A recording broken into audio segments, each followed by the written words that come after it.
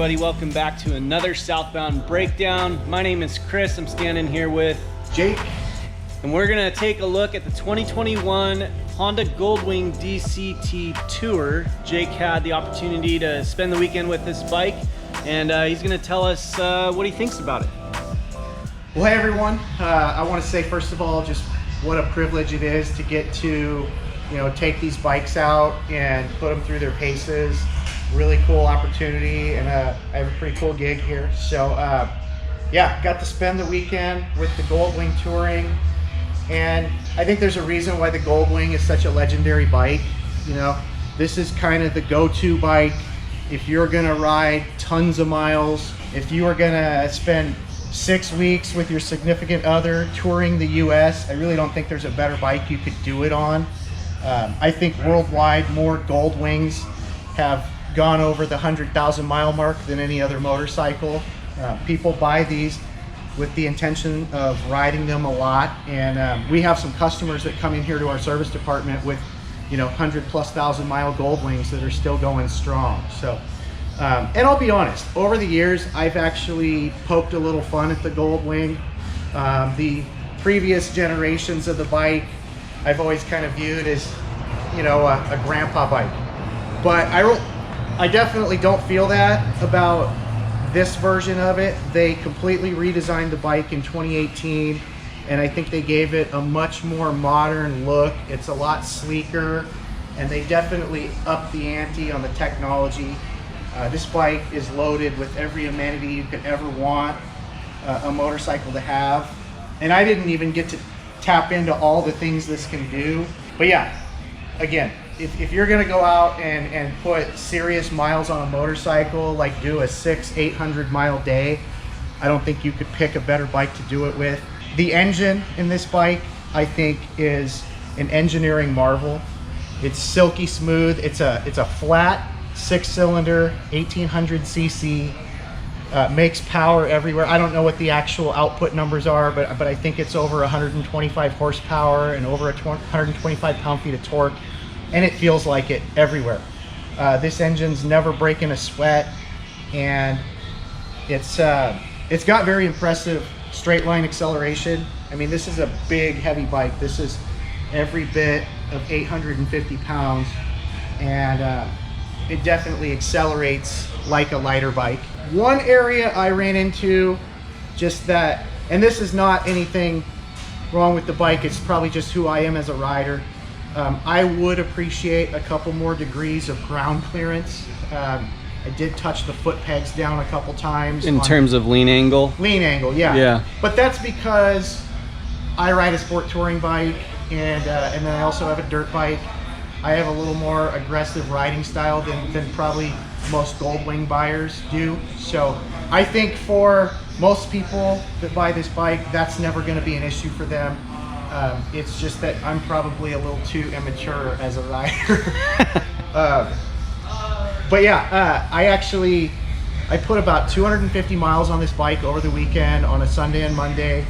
I was out in the city, out on some curvy roads. I actually got to ride it in the rain a little bit, and that's where this bike's luxury features really impressed me. So first of all, if you come to the front of the bike, these headlights are absolutely amazing. So that's a row of jeweled LEDs. That's basically the same headlight setup that you get in Acura luxury cars. So I've had 3 Acura cars. Acura is the luxury division of Honda, and they use that exact same technology in their cars. Literally, you have a football field of clean, bright white light out in front of you. It's not blinding oncoming drivers, but it gives you every opportunity to see what's out in front of you and react to it. Also, this windshield is electronic and raises up. So when I was in the rain, I literally never got a drop of water on me. I stayed perfectly dry. And then I turned up the heated seat. So you have a seat that's heated for the rider and the passenger. The passenger has their own control, so they can have a different temperature on the seat than the rider, which is really cool. And then these grips they don't just get warm, they get hot. Like there was a point where I turned the temperature of the seat and the grips down just because they were too warm. So if you were riding this around on a really cold morning, or you know, riding in the fog or on a rainy day, you're gonna stay as comfortable as possible on this bike. That's pretty impressive. And you know, again, I'm not gonna call this sporty. It's not a sporty bike, but I think it handles better than a bike this big really should handle. And one of the reasons for that is the extremely sophisticated steering and suspension geometry going on here. Like you've got what looks like wishbone, you know, control arm components. This is the kind of stuff you see on high-end cars. So you can see you get a lot of leverage from this handlebar, and what it does for you, it translates to a lot of slow speed maneuverability. Like big heavy bike, you might think it would be kind of clumsy when you're going slow in a parking lot. That's not the case at all. You have tremendous leverage from this handlebar, and the balance, because of where the majority of the weight is on this bike, this flat six, the weight is all very low. So the center of gravity on this bike is extremely low, which gives it great balance.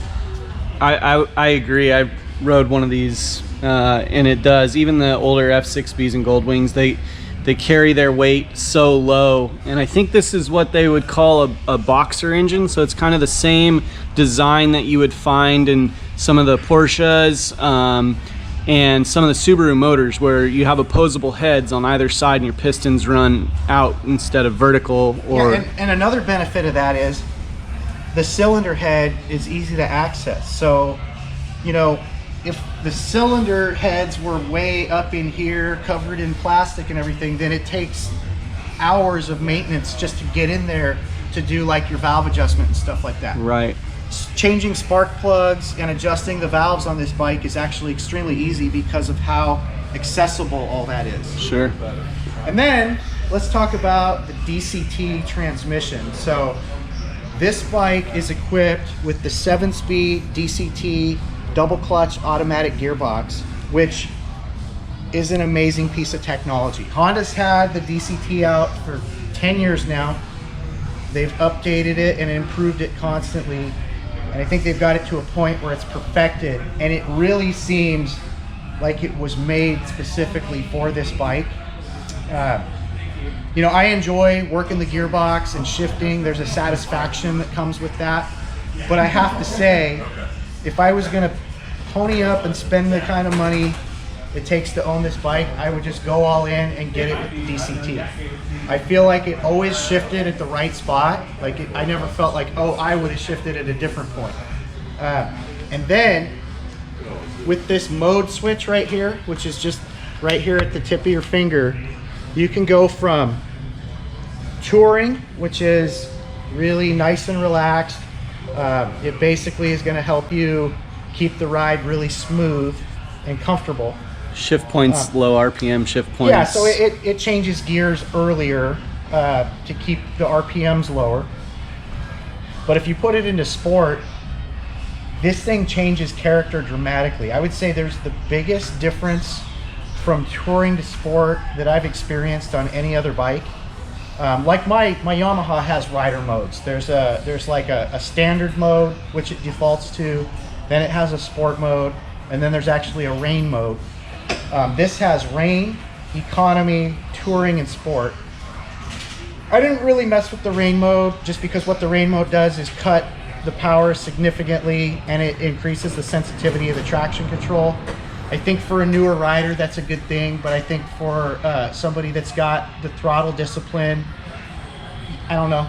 I didn't feel like I needed it. But the two modes I spent all my time in were the touring and the sport mode.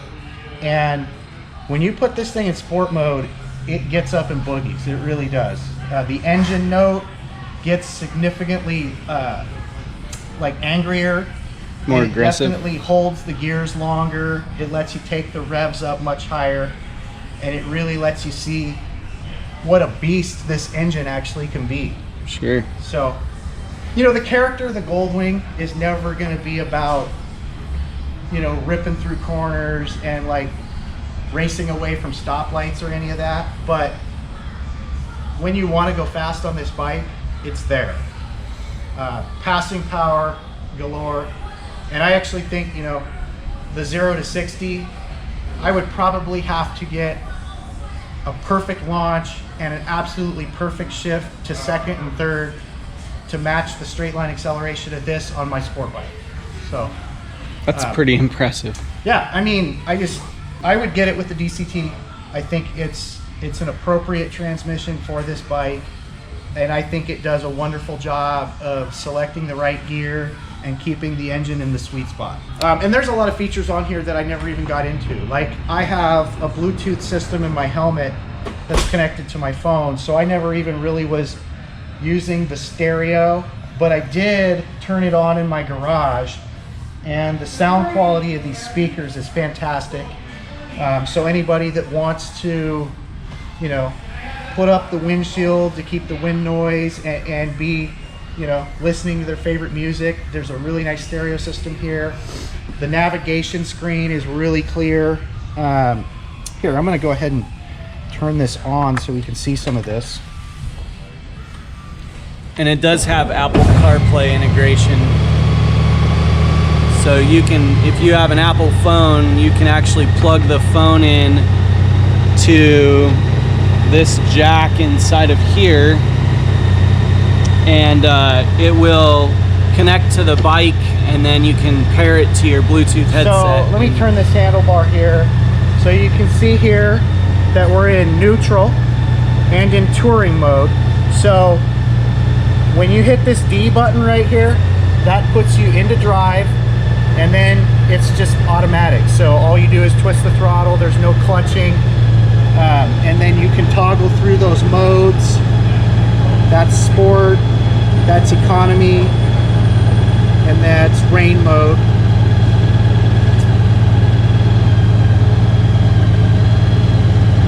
Let's look at this windshield raise up. So when it's up in its highest setting, you're getting no wind around your helmet, and everything is really quiet. So you can have a conversation with your passenger with the windshield up, even on the highway. And yeah, again, I think there's really only one bike currently on the market that you can even make a fair comparison with this, and that's the BMW K1600. And here's why I say that. There's some nice touring bikes from the American brands, Indian and Harley, but I just don't think they have an engine or a drivetrain that's on par. So, you know, I think if you want to be an elite luxury touring bike, you need 6 cylinders, and the BMW is the only other one out there with a 6 in it. It's got an inline 6 versus a flat 6 like this. Now, again, that's a matter of preference, but the V-twin bikes don't have shaft drive either. So shaft drive is a big reason why this thing is so smooth. And this engine, there's no vibration. There's no vibration coming from the drivetrain. There. For short distances, that kind of stuff doesn't matter. But if you're putting in, you know, 600 or 700 miles in a day, the vibrations over time create numbness in your hands and feet. Also, the noise of those louder V-twins, that noise accumulates in your head. Oh yeah. Over time, it kind of creates a ringing in your ears. You don't get that with this. This is smooth and comfortable, and I think no matter how long a day you put in on this, you're not going to be fatigued at the end of it.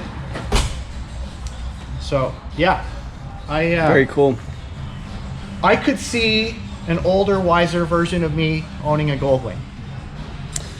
Absolutely. Currently, I'm probably still a little too much of a hooligan, but well, enjoying sport touring and dirt biking and stuff, but I really like the the caffeinated riding experience of revving out an engine and working the gearbox and all that. But I can certainly see, I have infinitely more respect for the Goldwing now that I spent a weekend with it than I did before. And I think anybody that's looking at the Goldwing, it's worth the price.